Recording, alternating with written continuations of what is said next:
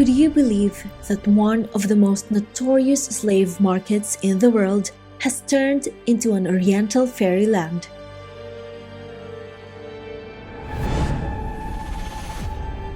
There's an enchanting city in Uzbekistan, often forgotten by many, that has left its dark past behind, and it is now a living museum.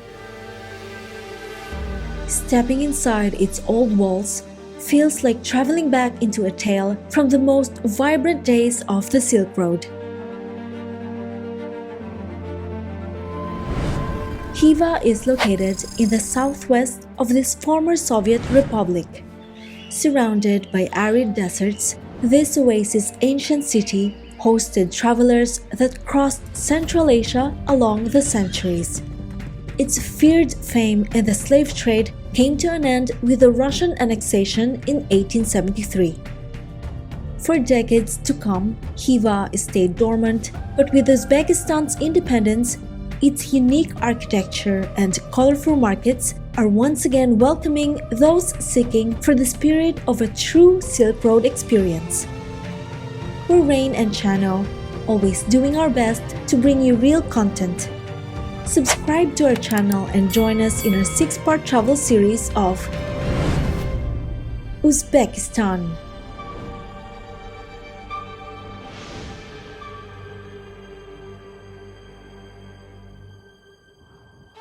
We started our Uzbekistan trip visiting the Silk Road cities of Tashkent, Samarkand, and Bukhara, with a side trip to the mountain village of Gelan at the border with Tajikistan. From Bukhara, we booked an early morning taxi to do the 6 hours journey to Khiva, as this specific train route is still very slow. The Uzbek government will add its fast new trains to reach Khiva soon, so watch our Samarkand episode if you want to know more information to get your tickets. The road crossing the desert next to the frontier with Turkmenistan was in very good condition, and our driver did some stops to rest along the way. Just arrived here in Khiva after almost 6 hours drive. Our driver, Abdullah, really good driver, really professional. He worked for Islamic travel. Islamic travel. So if you need a driver around Khiva or from Bukhara to Khiva, these guys are really professional. Thank you. Thank you very much. Rahmat. The old city is mostly closed to cars, so Abdullah helped us to reach our guest house. Camel traffic is not restricted.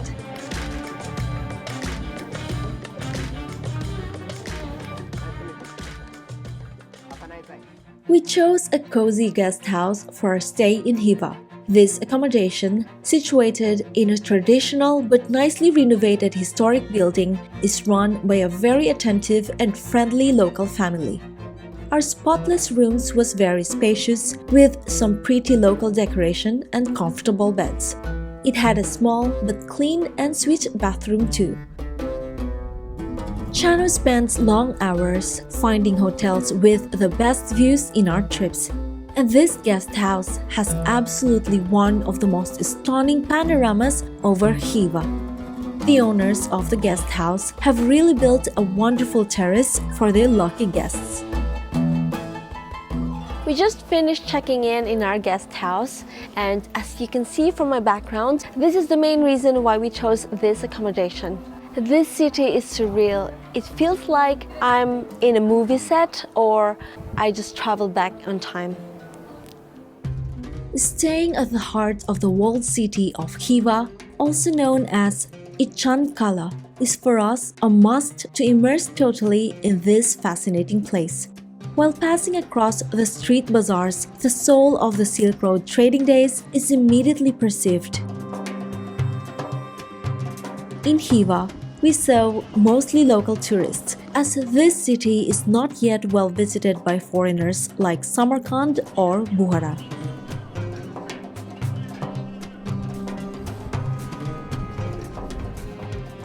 It was very interesting to watch and observe the ladies bargaining with the vendors.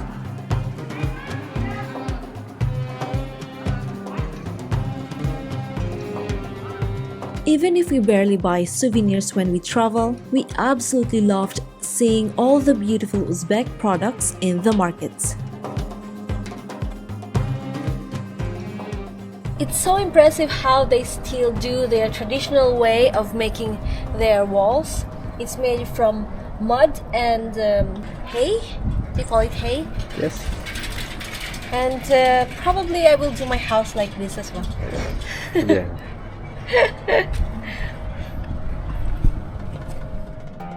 The facade of the Islam Khoja Madrasa, built at the beginning of the 20th century, is a wonderful example of the distinctive tilework from Khiva, which differs from the ones used in other Uzbek cities. The adjacent Islam Khoja Minaret was also constructed as part of this madrasa complex. With its 50 meters of height, it is the tallest minaret in Uzbekistan and one of the main attractions in the city. Luckily, it is open to the public and you can climb its 175 steps. We are going to the top and I hope it's not gonna be too warm. Up. I hit my head. It's almost 40 degrees Celsius right now, so climbing the minaret is really a good idea. I am mentally preparing myself not for the physical exhaustion, but for how my body will react with the heat. So, let's go. Mind your head. With my legs. Oh my god. And the steps are quite too high for me. The steps are too high for my short legs. Step ups. I think we are the only ones doing this today. We deserve an ice cream after this. Look, you can see the mosque here. Go. You can see the mosque. We will see the whole city from the top. It's a point that you need to use your hands almost. A few steps more. This is why we train legs every week. Don't skip legs day. I train it 3 times per week. You're obsessed. Yay! We're here! Woo! Not so bad. No. Wow. Woo. Thank you, universe. Thank you, universe, for this experience. I never thought I'm gonna be reaching Uzbekistan. The ascent may be challenging, especially when it is very hot. But the 360 degrees views over Khiva from the top are absolutely breathtaking. You can admire the whole Itchan Kala from up here.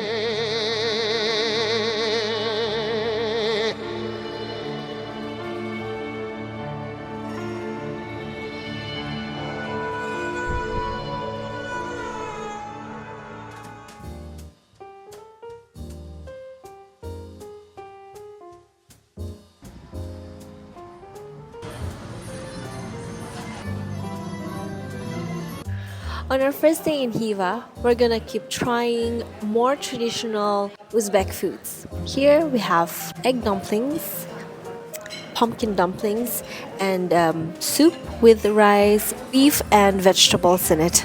So far, all the foods that we've been eating in Uzbekistan are so delicious. Now I'm going to try the pumpkin dumpling for the very first time.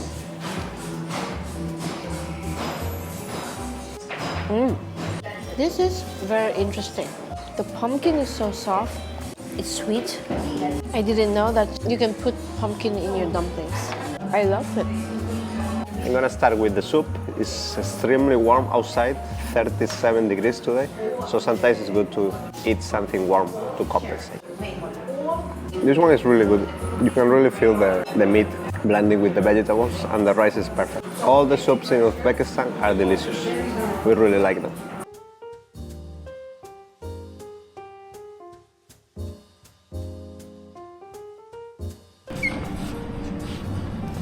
Are you ready for the heat? I'm ready for the sauna. It's free sauna.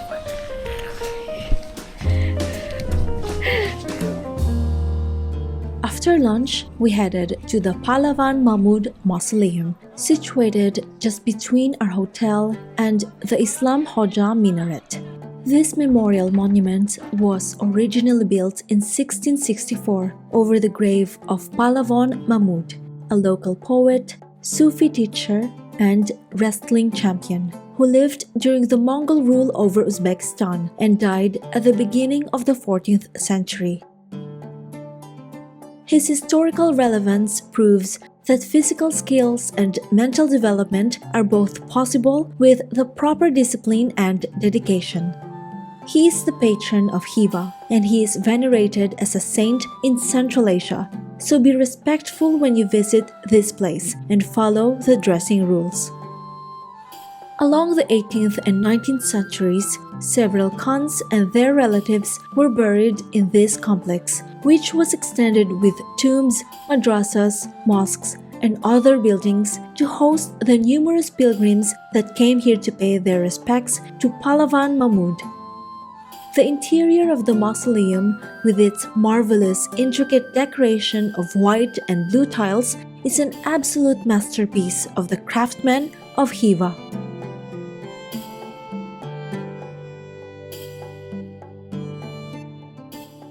When we finished visiting the mausoleum, the sun was already lower in the sky, and the temperature had dropped pleasantly. We wandered around the streets of Itchan Kala, admiring the crafts of the talented local artists and the astonishing buildings of the medieval city.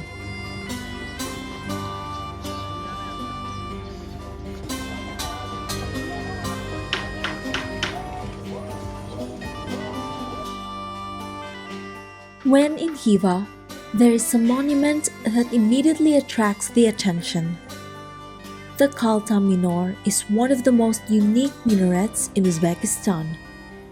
Built by order of Muhammad Amin Khan, leader of the Khanate of Khiva from 1845.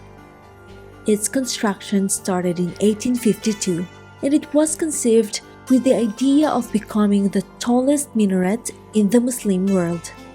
Unfortunately, when the Khan died in a battle in 1855, the minaret was left incomplete at a height of only 29 meters. Even if it was never finished, its external decoration of colorful tiles makes this minaret one of the most incredible that we have ever seen, and we filmed it several times at different hours to capture all its beauty. Alongside Muhammad Amin Khan Madrasa, it has been transformed in a hotel, but the friendly staff will let you take a look inside the main courtyard if you ask them. Don't miss the numerous statues located in the historic center. They are a charming reminder of some daily scenes from past times.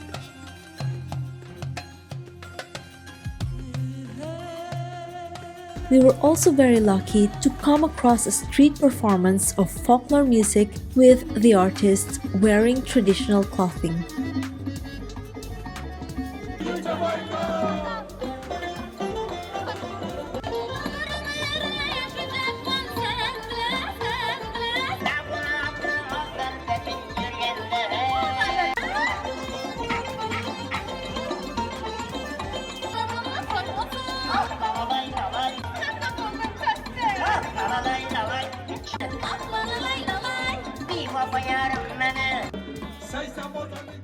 The peculiar hat used by the men of Khiva is called telpek, and it is very common in the neighboring country of Turkmenistan. There were also some locals preparing foods on the streets.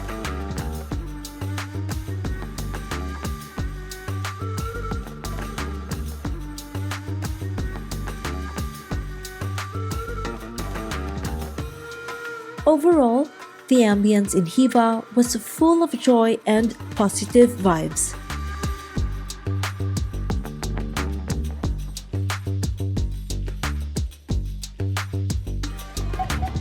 Got the ball.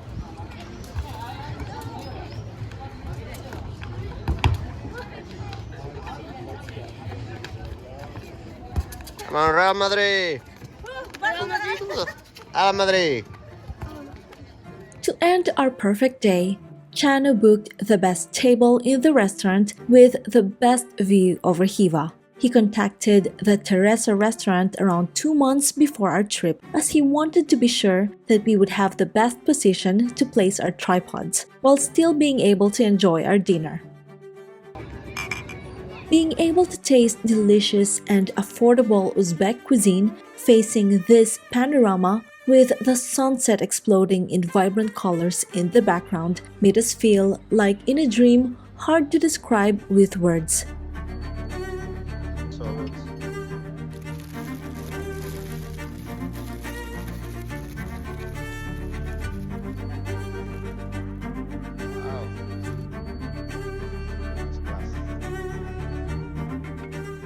The staff was also very attentive. Thank you, thank you.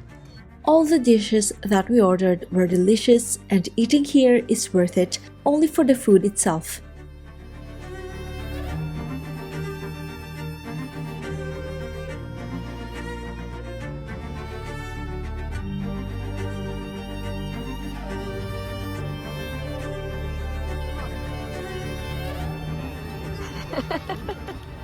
I don't know what I'm gonna edit. Golden hour, red twilight, blue hour.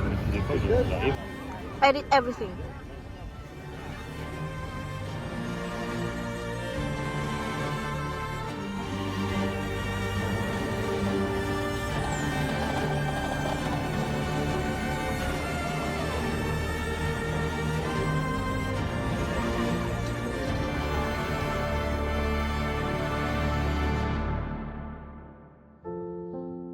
The next day, Chano woke up at 4 a.m. again to photograph and film Itchan Kala completely empty. At dawn, the Silk Road cities of Uzbekistan feel even more frozen in time, and the walls of the historic buildings seem to whisper the stories of those past times.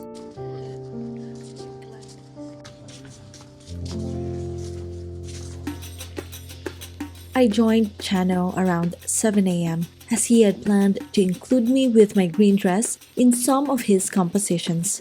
And of course, I wanted to see Khiva without people and under the golden morning light as well.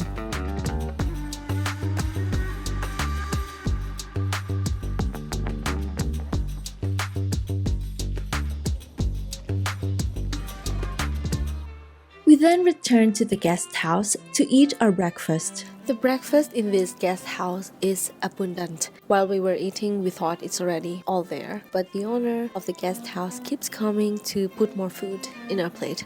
It's not that we're complaining, but we're just unprepared for this amount of food. And we'll probably skip lunch or some light lunch and get a cup of coffee. We are so thankful and grateful for this amount of food and of course, this view. I never thought that one day I'll be eating my breakfast in front of this amazing city.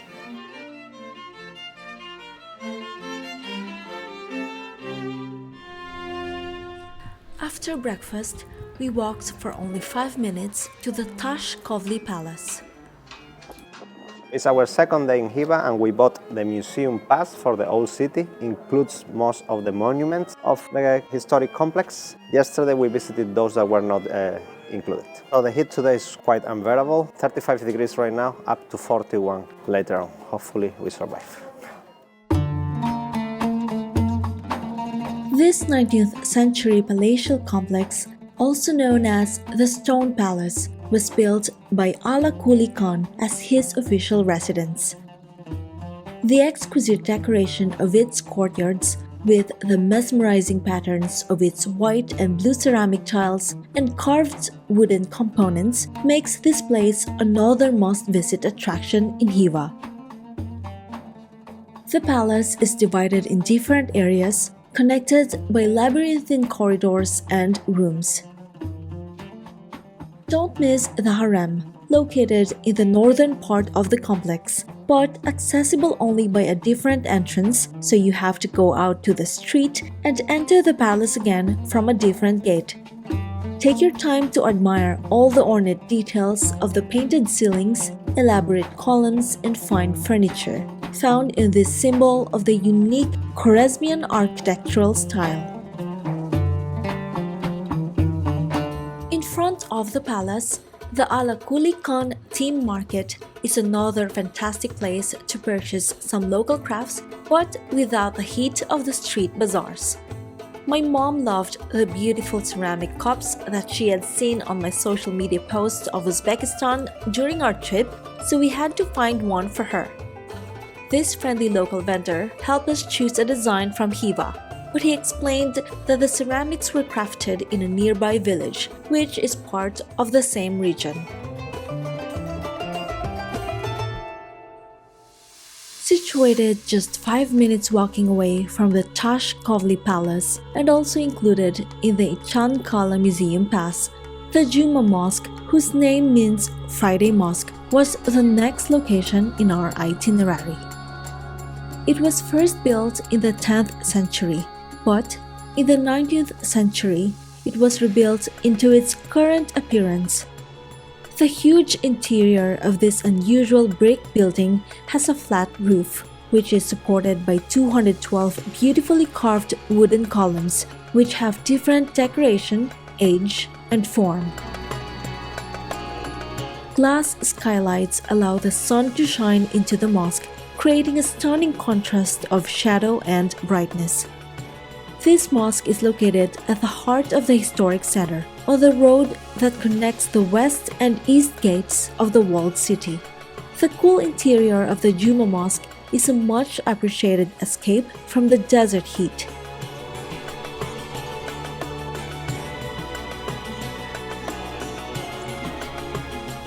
Outside the mosque, its 42 meters minaret is one of the highlights in the skyline of Khiva.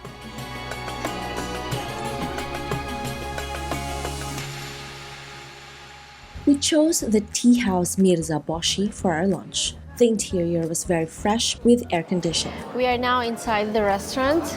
It's very hot outside. It's 40 degrees. It's already unbearable for me.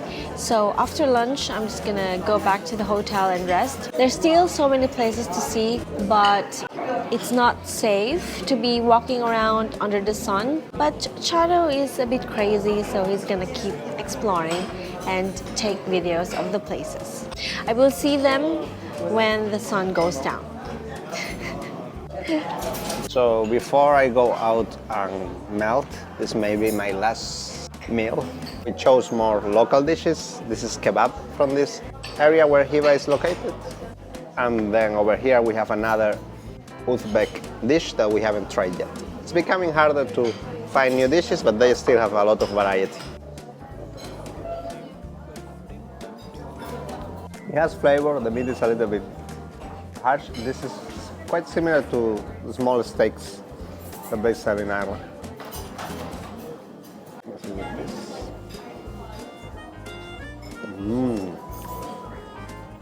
This is so good. That one is really good.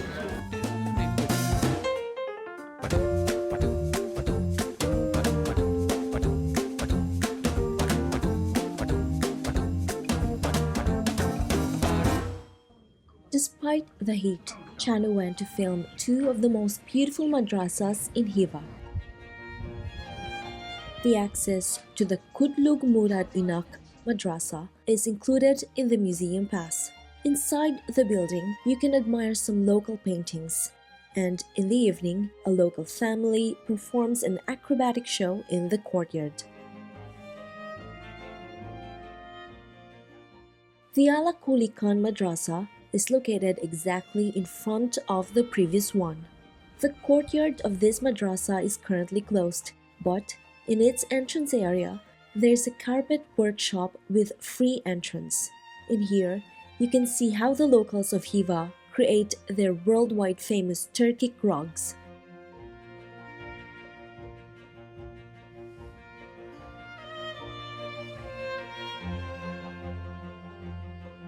The Inaq Mosque is another relevant site in this monumental ensemble.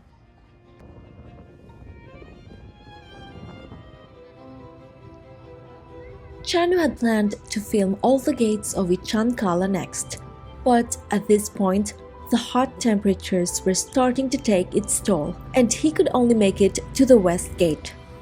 With less heat, walking around the outstanding city walls of Khiva is another nice experience. The nearby Kunha Ark is a fantastic escape from the sun and one of the most important historic monuments in Khiva. The entrance to the fortress palaces and exhibition galleries is also included in the museum pass, and they are a great way to learn more about the history of the Khorasan region. This citadel was built in the 17th century by Muhammad Erenke, Khan of Khiva. This palatial complex was conceived as the administrative center of the Khanate, and during the 100 years, it was greatly expanded, including also the summer mosque of the Khan, his residence, the harem, the Supreme Court, and other buildings like a kitchen, stables, a mill, and the arsenal of Khiva. The Kurnish Khan, or reception area, is another exceptional space in the fortress. The Kunha Ark also housed the mint, where the coins of Khiva were manually made.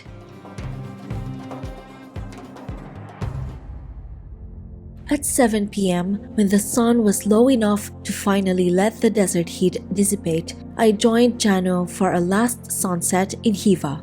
We chose the view from the highest tower of the Kunha Ark, also known as Aksheik Bobo.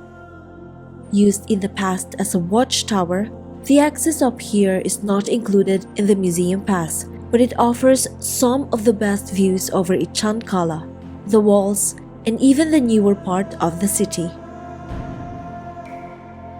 Witnessing the warm golden light over the monuments that we had been visiting in Khiva was the perfect ending to our intense trip to this Oriental Fairyland. There is a special appeal in Khiva, an unaltered essence from the past. Samarkand and Bukhara may be more impressively monumental, but Khiva has a singular charm that make it very different to its bigger sister cities. Don't rush your trip to Uzbekistan. This country deserves the proper pace, and we highly recommend that you include Khiva in your itinerary.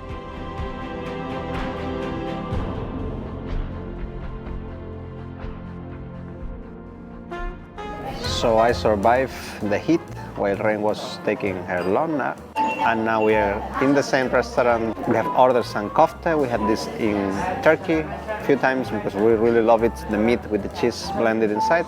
And then here this is a type of kebab with mayo.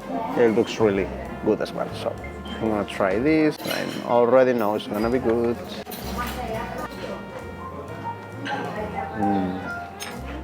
And now I'm gonna try the kebab.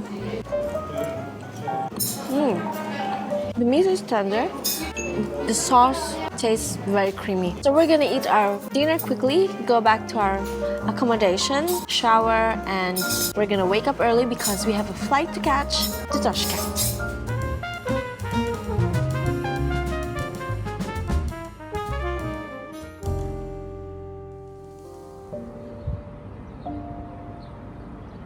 Chana woke up very early again to capture another wonderful display of colors and light over the old city from the hotel terrace before our taxi to the airport picked us up at 6 a.m.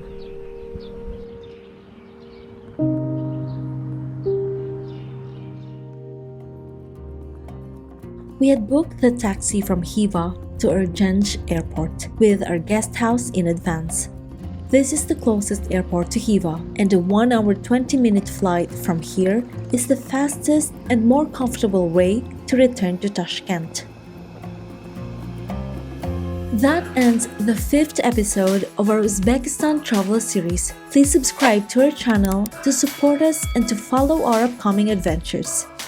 Help us to reach more people by sharing and liking this video, and also by dropping a comment below.